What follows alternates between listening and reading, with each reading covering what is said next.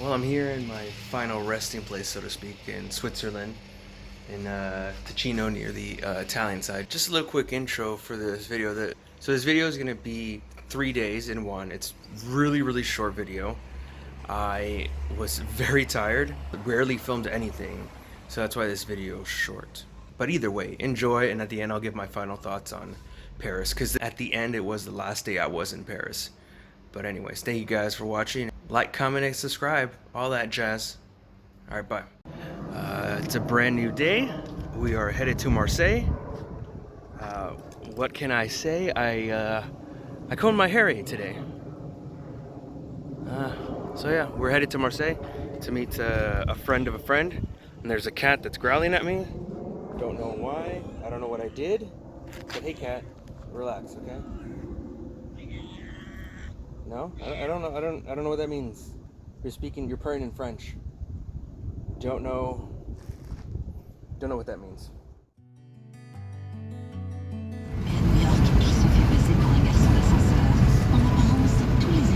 That's pretty cool.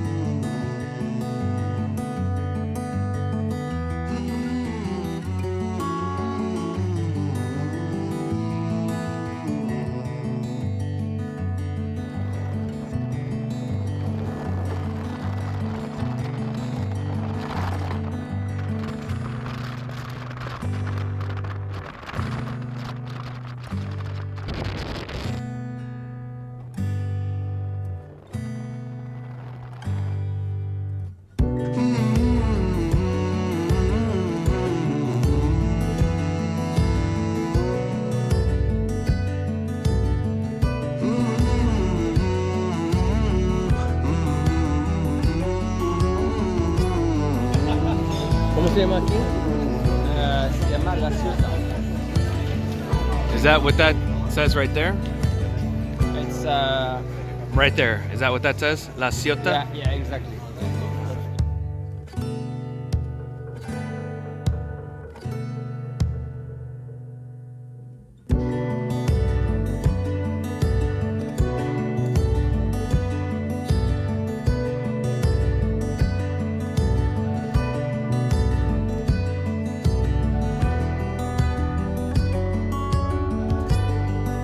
I'm in France near Marseille, and looks pretty Mexican. It's dirt roads. It's a lot of cactus, nopales, and a whole bunch of chickens. And there's also lambs. Make some good lamb chappies.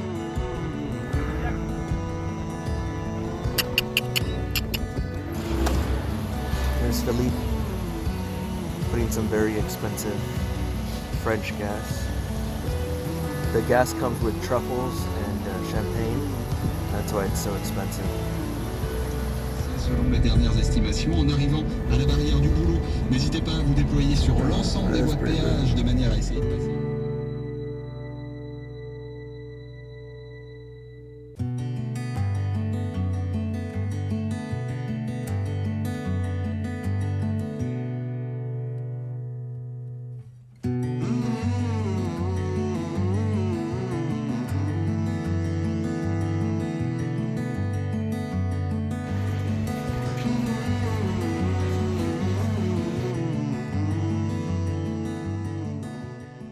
So I'm in Switzerland, specifically in Lugano. It's about 100 kilometers from Milan. And I am waiting for my ride. But I wanted to do this in Paris, but I wasn't able to, just to give my final thoughts, I guess, on being in Paris. Being in France for 2 weeks. A couple things that I noticed that are very different from the United States. And it's not better, it's not worse, it's just different. And also, for me to be Mexican, some of the things that are different, some of the things that are the same. Well, one of the first things I noticed is that specifically Paris, it's a tourist city, like Los Angeles, like New York.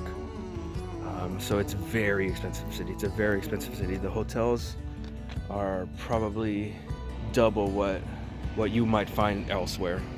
Another cool thing that I noticed about France is that everybody eats seasonal. Like right now, the summer, they eat tomatoes. They eat tomatoes, they eat zucchini. You know, only things that most of the time that they can grow.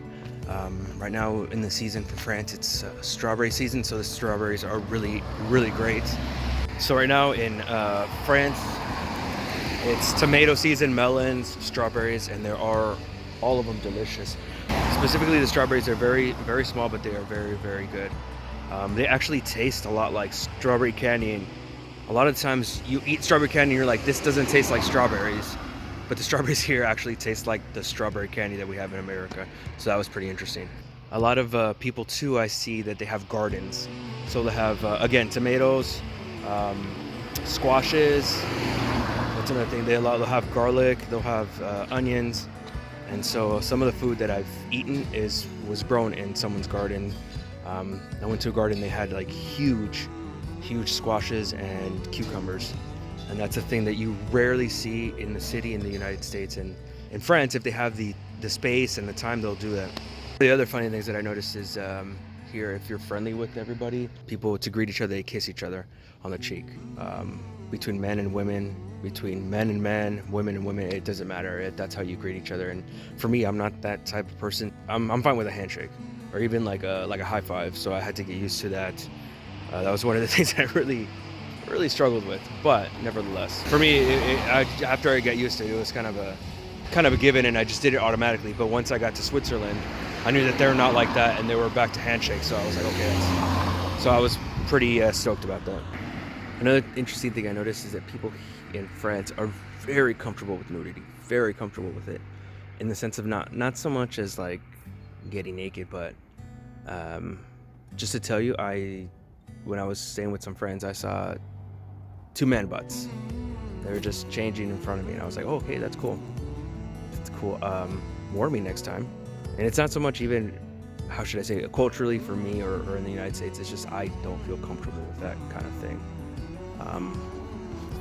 People walk around in their underwear, not so much the women. I didn't see, no, but the men, yeah, they walk around in their underwear, which is, I guess I kind of do sometimes, but I do it with my family. I don't do it with complete strangers. And the people I was staying with, they had no problem doing that with complete strangers. Another interesting thing I noticed about France is that you have to pay for the highways. So from what I was told, is that most of the highways are private, meaning that you have to pay to drive on them. And this is all of France. Now, the one thing that is different from France is that they are the most expensive. According to a friend of mine who's from France, they are the most expensive ones, and I think we paid sometimes maybe 17 euros, 20 euros. Seemed kind of funny to me that in a socialist country, for what actually most people would think of as a socialist country, most outsiders would think of as a socialist country, you would have to pay for the roads. Alright, so hello again. I'm actually here in Switzerland, so it's been I'd say about 2 weeks since I've been in Paris. So just final things about Paris. One of the things that I love the most is the food. Food is amazing. There is absolutely nothing wrong with the food. Obviously they're French, they know what they're doing with food. Every place that I ate, there was nothing that I did not like. Truly, France is one of my favorite countries. So if you were to ask my family, they'd all tell you that ever since I was a little kid, for some reason, I've always gravitated towards the French culture, the language, the food, and especially now since I've visited the country and I've visited Paris, I'm absolutely in love with the city. I would live there if I could. I would learn French. I would move there. I'd become 100% French. So this, in Italian, I've heard is called brufalo.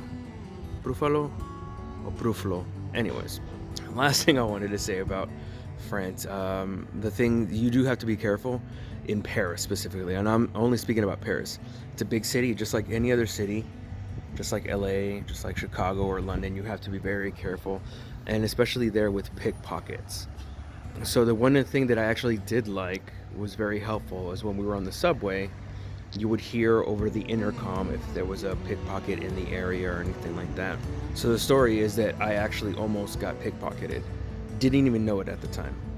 So the last day, a friend of mine, the friend that you've seen in the other videos, we met up in Paris.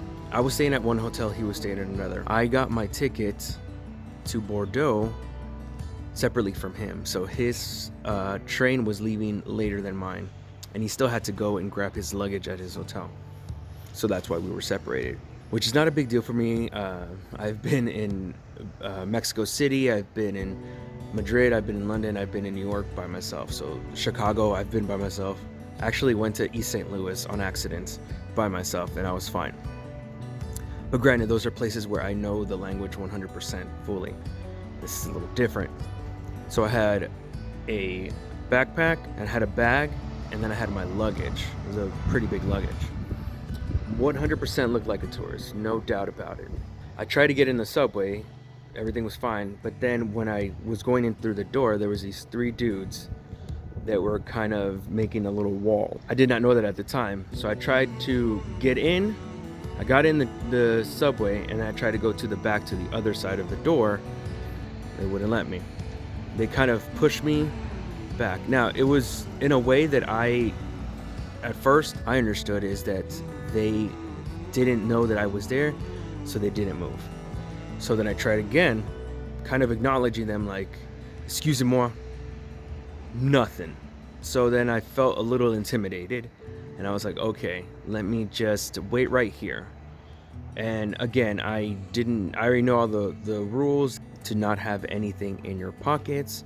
Make sure that your backpack, that there's nothing that they can take out easily. So I just waited there. The next stop, they kind of got a little distracted, and I was able to move to the back, and I actually kind of pushed them a little bit out of the way, and I moved to the back. And I still didn't know what was going on. I still didn't know. I actually thought that they were going to like fight me or something like that, but I guess that's just my feeble, weak mind. So then on the next station, a gentleman who was clearly Parisian got on, and they tried to do the same thing to him. He tried to get on, he actually did get in, and he wanted to get past. They didn't let him, they kind of pushed him, again without acknowledging that he was even there. He tried again, they did the same thing, but this time this guy, he was a bit robust, he was probably bigger than I am, and he grabbed one of them, it was this little skinny guy. He grabbed him and he shook him, and he started cursing to him in French. Now I don't know all the French curse words, but it's pretty universal what that sounds like. So he shook him and he grabbed him and he threw him outside of the metro, onto the platform, and that was really funny. And then from what I can tell, he was explaining what happened to another passenger, and he said that he tried to put his hand in the gentleman's pocket to try to take something. So when I told this story to my friend who's from France, he said that that's what usually happens, that there's two guys and they work in unison. One kind of tries to block you or hit you, so you're focused on that, while another one tries to reach into your pocket. But again, I didn't have anything in my pocket, so they couldn't take anything. This happens in any major city. People are trying to take advantage, and it's not the norm, it's the exception. Most of the French people don't even care. They just want to live their own lives and not bother with anybody. It's just these few individuals that try to do that. That's the last video from France. So we'll be moving on to the next video will be me going to Italy for about 2 hours, and then on to Switzerland. Just wanted to say hi to all the family and friends back in the United States. Really miss you. Really enjoying it. So don't worry about me if you were. Probably not. But I'm really having a really good time. I do miss you. I look forward to anything that my family sends over, the love or the messages or anything like that. So hope everybody is eating all the tacos and In-N-Out they can for me, because I am at my breaking point. I am at my breaking point as far as not having In-N-Out or tacos. So please enjoy that for me. All right, well, we'll see you when I see you. Love you all. Bye.